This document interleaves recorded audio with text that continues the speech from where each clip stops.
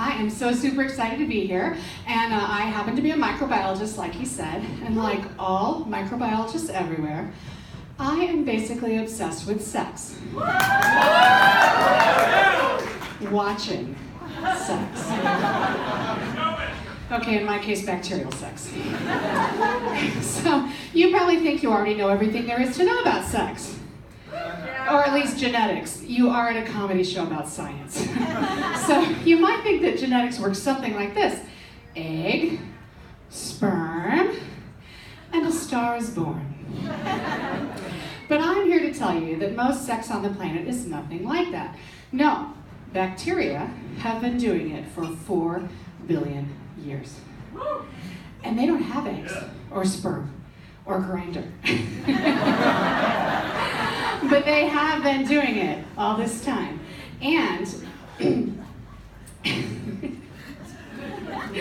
they have been doing it all this time. They have super lots of sex, by which I mean genetic mixing, which in my field we call horizontal gene transfer. It totally sounds like a euphemism, I know. And so maybe because they've been doing it for so damn long, they're quite eclectic in their taste. So they don't do it in monogamous Victorian couples. It's not like Mike Pence and his bi-monthly appointments with Mother. It's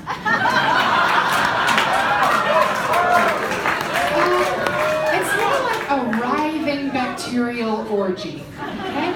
Do I have anybody here from Colorado College? Yeah. So it's like Uinta on Prospective Student Weekend. Bacteria aren't really very particular about who they have sex with. And I don't mean they'll only have sex with bacteria that have high cheekbones, or that pay you to spank them with a Forbes magazine. No, nothing like that. I mean, they don't care about species. Tentacles, feathers, tiny little hands, whatever. So in my lab, we study one of the 3 ways that bacteria have all this sex, which is basically to get DNA from dead stuff. Yeah, and just today, the National Science Foundation gave me $12,000 more to watch orgies with lots of species, including zombies. And spoiler alert, that is actually the end of Game of Thrones.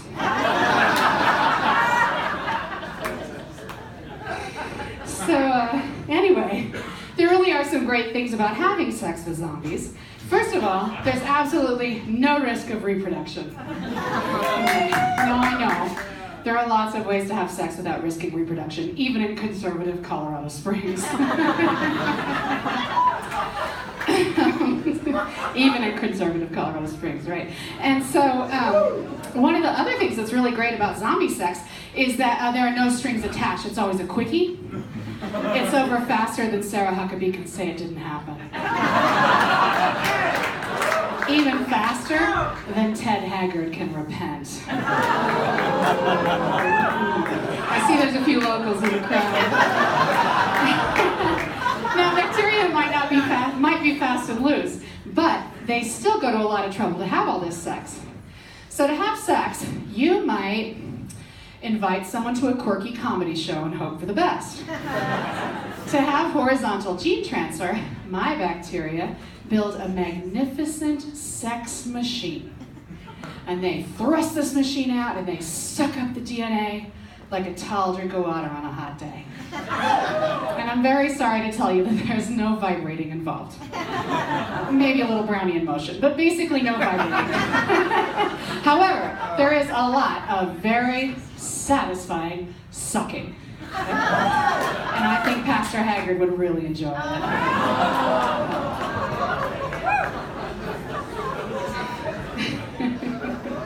Now, like some people, bacteria have sex to alleviate stress, okay? And they figure if you can't be with the one you love the one you're with. Or the billions, even if some of them are dead. And what stresses bacteria out? Well, in this regard, they're kind of like us. You got your global climate disruption, pollution, and antibiotics, okay? For them, Antibiotics are like when I open up my Twitter feed in the morning. What fresh hell is this? Unbelievable. I can't believe it's Friday. So, and we've basically been putting 33 million tons of antibiotics into the environment every year. So you add that to natural selection, and now all the soil and water are full of bacteria that are resistant to antibiotics. Yeah.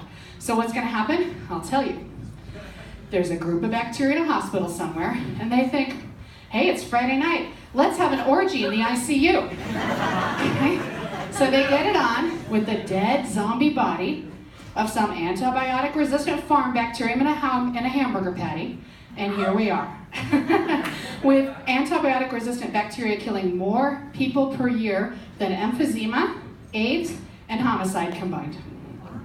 I know, which is why I watch sex every day at work. Sometimes with my boss. Also, sometimes with my students. So we do that because we hope that if we figure out this sex, we might be able to figure out a way to stop it. And we are aware of the success of Focus on the Family's abstinence-only plan. And all I can say is that unlike that plan, ours is based on science.